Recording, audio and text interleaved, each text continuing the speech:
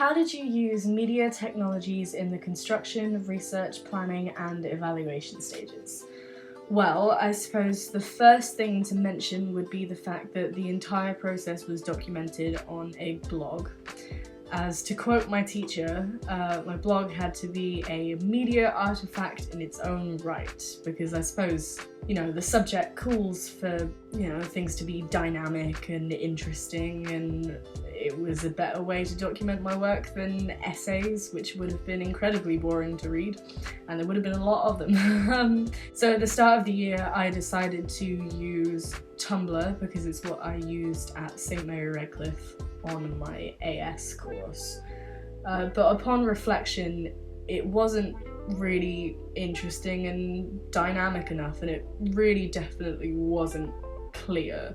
It was just kind of like pages and pages of scrolling, loads and loads of posts which weren't sorted into any kind of categories. They were really difficult to find. Say if I was uploading this video and somebody wanted to find it, you'd have to go through all of my research, all of my planning and everything to get to it, which just wasn't very useful, to be honest. And so when my teacher introduced me to Weebly, it all just seemed a lot clearer and just generally like a better option. It was smarter as well, and the main thing that I liked was the fact that I could have my 5 different subheadings for all the different categories of my work, like the research, the planning, etc, etc.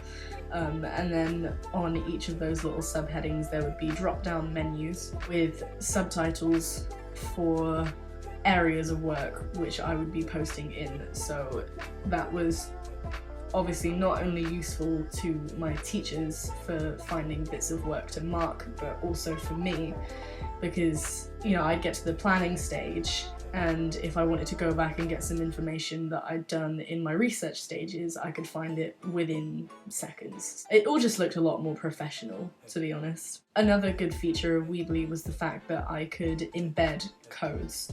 So whilst I was doing my research, for instance, when I used SurveyMonkey for some of my audience research, I could actually embed my survey into my website, and then I linked that to my friends and family on Facebook, Messenger, WhatsApp, all of that stuff. And it was sort of really easy to just fill out because it was a part of my page as a whole. Also in the research stages, I used YouGov for my demographic and psychographic research, another website introduced to me by my teacher.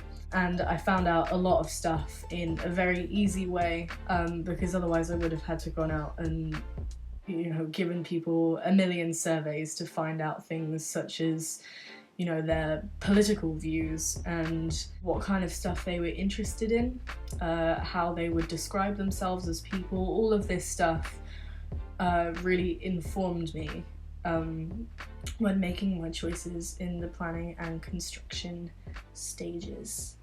For the actual filming of the music video, I used my own camera, which was a Canon EOS 700D with a 64 gig memory card. I actually got it at Christmas, so I wasn't particularly advanced in my knowledge of how to use it, but I figured it out pretty quickly, and I felt like it gave me some very nice footage. The camera quality was just great compared to what I was using in AS, sort of little flip cams. It was all a lot better. For the editing, whilst most of my class used Premiere Pro, I actually used iMovie because I decided that I wanted to work from home, and I had also used iMovie the year before.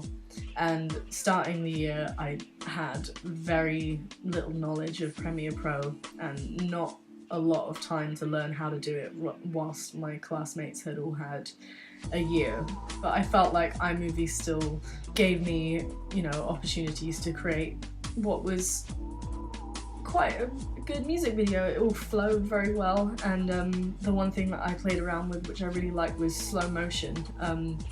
It was very easy. You could just click on a clip and take it down by any percentage that you want, and so I ended up having something very specific like 82%, which gave me exactly the speed that I was looking for, which was nice, and that was all very clear and easy to use. I also used iTunes in the editing process because I went onto YouTube, downloaded, converted my song from YouTube to MP3, downloaded it into my iTunes, and then took that track and put it over my footage, and that was all very, very easy. In the construction stage, I also used Facebook Messenger to keep in touch with all of my actors and performers, so we had a good level of communication, which was very helpful because, as you probably know, getting everybody together at the right time with the right weather for filming is all quite difficult, but having, you know, an instant messenger made it all quite easy, actually. When it came to the distribution of my music video, I uploaded it to my YouTube channel, which obviously gives you a link which you can put out on other social media platforms, and I did that, such as Facebook and WhatsApp and Messenger. It also appealed to my target audience because, as they're all quite young, YouTube is, you know, one of the main platforms for digital technologies and watching and sharing and creating products. For my ancillary products, I used Photoshop, Adobe Photoshop and InDesign to create my poster and my digipack, as well as obviously Google Images for everything that I needed there. And my dad is a graphic designer, so he already had a lot of stock images which I could use, which is where I got the colour splashes which I used on the inlay of my digipack, and also turned them black for the front just to make it look a little more edgy and indie, which I really liked. I found using those fairly simple because I had a little bit of background knowledge on it, which was good. I also used Suitcase Fusion, which was a font database to pick out different fonts for all of my things. Everything was quite punchy, and it also helped me to recreate the logo for the band. For my evaluation questions so far, I have uploaded directly into Weebly, using screen grabs from YouTube and stuff like that, which is all done on my Apple Mac at home. I've used iMovie, obviously, to film and edit this video.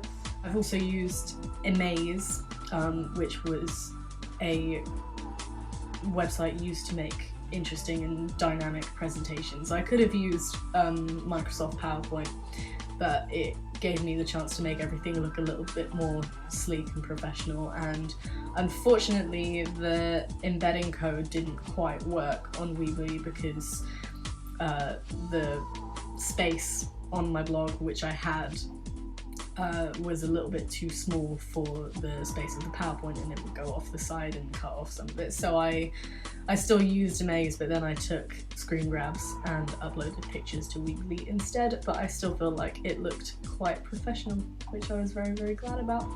And I think that's about it. So, sort of to summarise, if it wasn't for all of these digital technologies, I don't feel like the documentation of this journey that I've been on would be anywhere near as interesting.